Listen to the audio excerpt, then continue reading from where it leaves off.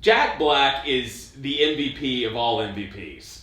In the first movie, I remember seeing the preview and thinking like, oh, I might get tired of him being like the teenage girl. And First of all, the first movie, I didn't see the first movie until like a year. Well after it was in theaters. Yeah, because I was like, I'm not going to be interested in that. I was like, even the Robin Williams, it had Robin Williams in it, and it wasn't like great. It was more, for me, that was a more nostalgia thing. Because I remember watching it a lot as a kid, and I loved it as a kid. And then... But I saw the first one, the reboot, got a decent amount of decent reviews. I was like, oh, okay, so it's probably just it came on, it was on demand or something, and I remember watching it and going, oh, this was really good. That was so much fun, and they do like a lot of clever. You know what it was? It was so much better than it had any right to be. Yeah.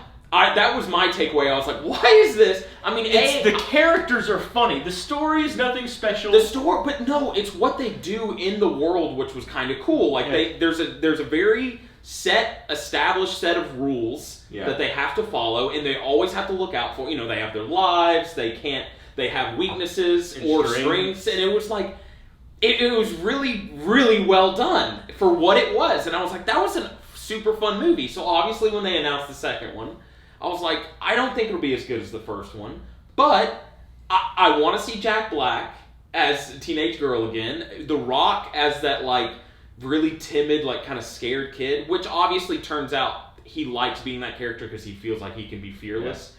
But it was like everyone was cast, I thought, pretty well.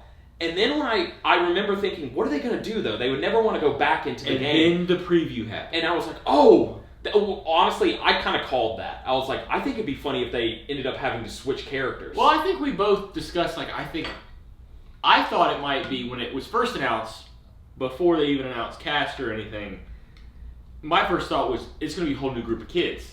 And right. Those people are going to have to play. Well, they've got the same kids. But honestly, that was... But when I saw the preview, it was Danny Glover. Oh, and see, me and you were on the same page. Danny DeVito? I immediately was like, Kevin Hart as Danny Glover is perfect, and he was. Yeah. God, he was awesome. He was so good. And I remember seeing the preview, and I was kind of bummed. I was like, oh, Jack Black's not going to be playing Bethany. He's not going to be playing the teenager. And he crushed And as the movie went on, I was like, he's crushing at his fridge. Yeah. When he's sitting there and he's in the desert, he's like, oh, weaknesses. Heat, endurance, sand.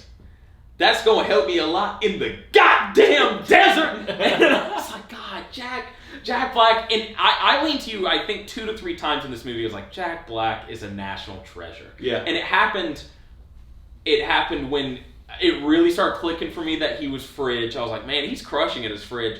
And then when they switch bodies for a short set, him and Karen Gillan's switch for a second, where Karen Gillan is playing Fridge and he's playing Martha, and he's playing like the really shy, timid girl really well. And I was like, Jack Black is a national treasure. And then when they finally, by the end, they're able to switch to their original character from the first one, movie. and he's playing Bethany again. I was like, this guy, he deserves all the awards for all time. And he's silly. And that's what it is. I think it's just because I grew up, School of Rock was one of my favorite movies of all time growing up. And it's a classic. That's a classic. And so Jack Black has always held such a special place in my heart. Rock appreciation. And theory. And watching this movie though, it's not as good as the first one, because the first one felt fresh for me. I was like, this was something that I hadn't quite... It was a lot of fun. This one is fun. Yeah. I had a ton of fun but it wasn't original anymore. No, The Rock, it took me a while for me to really kind of... Even though I think he did a good job. I thought at the beginning, I was like, I just wasn't feeling it. It was basically by the time he switched out of being Danny DeVito, I was like, okay, I'm really kind of. Well, the reason you feel that way because Danny DeVito is going through some things. Yeah, but he's not a likable character. That being said, I thought Awkwafina did a great job as Danny DeVito. I thought she did a really good job. Well, Awkwafina was just good in this movie. Well, she's good in general, but she was good as Spencer. Yeah. No, she was great where she's like, that scene did make me laugh where she was like trying to steal the key, and she did steal the key, and they were like, thief, grab her. And it was Danny DeVito was like, huh? And he just grabbed Awkwafina. And it just the fact that Danny DeVito could not grasp they were in a video game until way late in the game. Yeah. Even Danny Glover was able to. It took him literally fighting the bad guys to like really kind of click. Like, oh, we're not in the real world. Mm-hmm. We're in a video game. I guess the story. The story is. I mean, it's okay. Yeah. You know, it didn't really explain why. Because the game had been more had been added to the game. See, this is they didn't explain that. Something else that really kind of bugged me. Obviously, they get put into the game basically on accident because the game had been busted by the events of the end of the first one. Yeah, and Spencer that was part of it too. You would think there'd be glitches. That's what I wanted. I wanted it to at a certain point there'd be like bugs or like glitches, and they struggle with that aspect of it. It's like, oh, the game is busted. The game is broken. And they didn't dive into that at all, and I thought that would have been an interesting way to go. And you're right, they didn't explain. Maybe it was just because of the events of the first one, there's a new level, and I mean that's Jumanji, the next level, so that's what they did. But yeah, really, this was just a showcase for all these characters to kind of go and have fun again. They set it up for a third one with Lamorne from New Girl and from Game Night. Yeah, and they showed him and Spencer's mom, and Spencer's is mom. The aunt. No, not his mom. It's the girl who owns the diner. The girl that is the aunt of Kirsten Dunst and the boy from the original Jumanji. Mm-hmm. And that was something I had to look up. I was like, this girl's playing Nora Shepherd. And I was like, I just found it odd that they would include this woman for a little bit. And I clicked on her, and then I saw she played Nora Shepherd in the original Jumanji. I was like, oh, they're doing it. Yeah. And spoiler alert, how they're setting it up is that the game is coming out. It's coming out. It's very reminiscent of the events of the first movie. Yeah. And I was like, but then that opens up a whole new bag where it's like, is Kevin Hart, Jack Black, are they I'm coming assuming out? They're going to play the characters that they're supposed to be. Yeah. And I don't know how funny and they're going to have to interact with the people. That maybe they're not used to. They don't know how a real world works. Mm-hmm. I don't know. That could be potentially interesting because I find Lamorne really funny, and if I can see these characters let's talk about the thing that me and you we've talked about several times since we watched this movie. Okay. In the events of the first one, it made sense where Bethany, she saves Nick Jonas's character, who ends up being Colin Hanks in the real world, mm-hmm. and she was like really happy that she was able to save him, and that he named his first daughter Bethany. She kind of liked Nick Jonas. And they come out, and she realizes. And this one, they share some moments in the real world where you're like, are they a pair? And I mean, they're not a pair.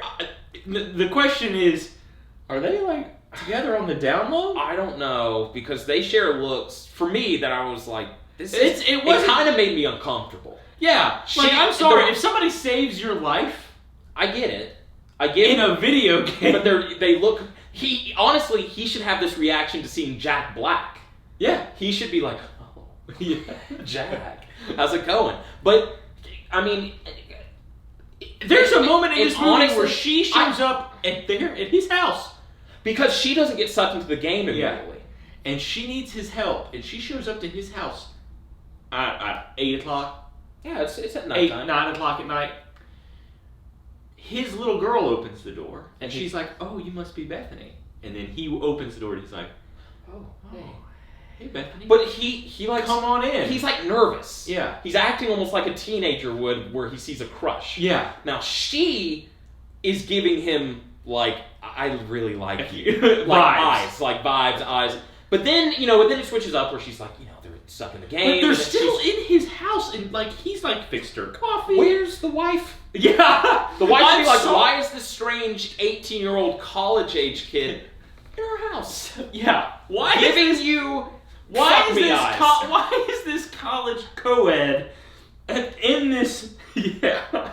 Again, and it's not a complaint. I felt real uncomfortable. Mm-hmm. Like there was twice in this movie I was like, I don't like this. Yeah. I don't like this.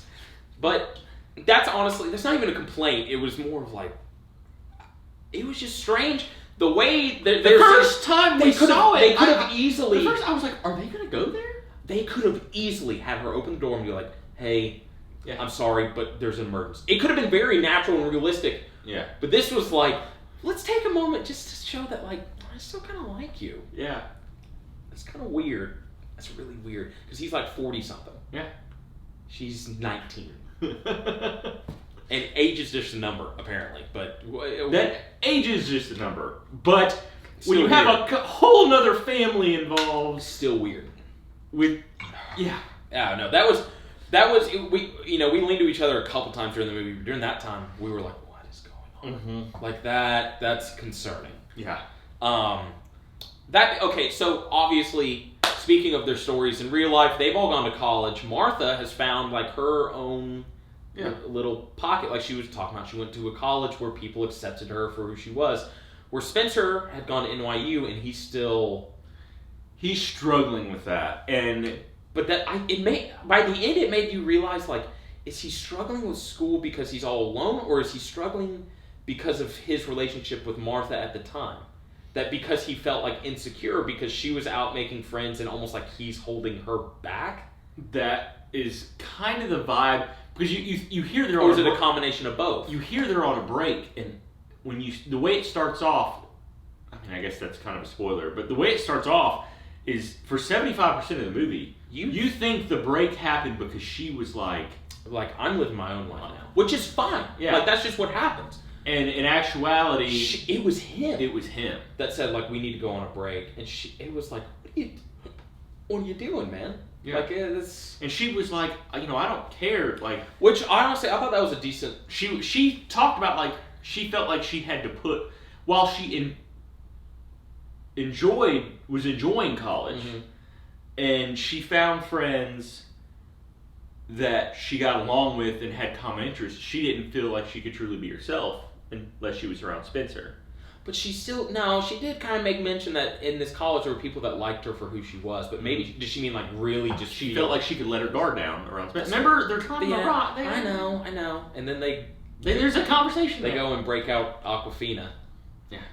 This is another, speaking of that whole kind of segment, so Colin Hanks goes back into the game with Tiffany. Bethany, excuse me. Bethany is the horse. Colin Hanks is Nick Jonas. They're able to switch bodies through going into like a magical river. And so Colin Hanks is going up with Bethany and Fridge, right? And Fridge and Bethany get separated. So Colin Hanks goes to break out the horse that Bethany was, who is now Danny Glover. This movie, when you really think about it, is wild. Like, trying to explain it. So he's going to like try and break her out. This was a part that bugged me. So everyone else, throughout the course of the movie, the way they lost lives seemed like it was very shoehorned in. Yeah. It was like they almost made them lose lives just so that there would be stakes at the end of like, if they died for real. Yeah. Well, Colin, and you never had that. Even with the stakes, you never felt like that was gonna happen. In the first one, they did a good job of that. That was like a main plot point, which was like they were becoming accustomed to the game. They died off, or they died off in ways that made sense to their character. Like, and I was like, Kevin Hart eating cake. Yes, in the first one that was wild. But in this one, Nick Jonas by the mosquito in the first one. Yeah, but Nick Jonas in this one, At the end, everyone else has 1 life. Nick Jonas has 3. Yeah. And he dies doing the same thing twice. Yeah. And you're like, the character is Colin Hanks. Mm-hmm. And this is obviously none of them want to die. Colin Hanks really has a lot to lose. Yeah. He has a family, he has a wife, we think, kids. He has is a he whole... Because you never see the wife. It doesn't... Whatever. I think you do. Yeah, you see like the back of her. So he just dies and then he's ready to go and do the same thing that caused him to die again on his 3rd and final life. It was like, I wish there was a moment of... for him to take a break and be like, okay, I only have 1 life. I can't risk this. And all you see is him look down. And he's like, okay. And he just goes again. And that kind of frustrated me. I wish there was like that would have been interesting for his character to be like, what am I doing? These are just kids. Yeah. Like, I think the way he looked at it was he was trapped in there for 20 years and he owes everything he has now. I get it, but it's still, I wish there was a moment of like this is difficult. That being said, it plays into the video game aspect of it, because how many times you play a video game and you die at the same spot every time and you're like, son. And you're having to learn why you died at a certain point or whatever. That being said, it's not as good as the first one. Still a lot of fun. Yes, still a lot of fun. In terms of comedy and how much I laughed, it was probably similar. In terms of story and just in terms of creativity, didn't have that same feeling that the first one did. Yes, you're right. Like the story's fine. It was newer-ish. I did enjoy them playing with switching bodies and stuff. Because that was my first thought when they announced they were doing a sequel. I thought that'd be interesting, and I'm glad they went that route. And overall, though, I give this like a B. I mean, it's just a solid, entertaining movie. Yeah. I had fun, but it's B minus, because the first one is like a B or B plus for me. No, for the first one to me ended up being one of my favorite movies that year. Like, if I had a list of just personal favorite movies that year, I probably would have. I loved it, but I wouldn't give it anything above a B plus. Like, at its best for me, it was a B plus. Anyway, this is a B. I'm giving this. I think I'm giving this one a B minus. Honestly, still super enjoyable. Go see it. It's fun for the whole family. Yeah, the action sequences are. It is more action filled. Yes, I guess, but it in a way, it still has like that heart that the first one did, and it is funny. Like Kevin Hart, I felt like he had more to do, because in the first one he was just playing the typical Kevin Hart character for me, and in this it was a showcase like Kevin Hart can't act, even though he's just impersonating Danny Glover. He's impersonating Danny. He's so funny. It was great. Yeah, he was awesome, and I could tell from the trailer he was going to be great, and he was great in this movie. And again, Jack Black, national treasure. Mm-hmm. Love him. But yeah, there's not much really more to go into this movie. It's a movie that if it comes on a rainy day, of course I'm going to watch it. Like, it's just mindless, fun entertainment. Yeah. That it has definite rewatchability value. I would recommend going to see it in theaters, because it's a good time. You're going to go and you're going to enjoy yourself. Yep. You're kind of like, I remember you talking about your expectations were low going in, and I was like, not like super low, but I wanted to keep them managed. I didn't want to go in thinking like this is going to be as good as the first one. I went into it thinking like my expectations were, I hope I'm going to get what I think I'm going to get, and I walked out getting exactly what I thought I was going to get. Fair. Which was it was funny. It had some action in it, and again, there's a little bit of heart to it. Yeah. So and there's definitely heart to it. Yeah. So, but yeah, we both enjoyed it. Mm-hmm. B minus. That was our take on Jumanji: The Next Level, and catch us next time.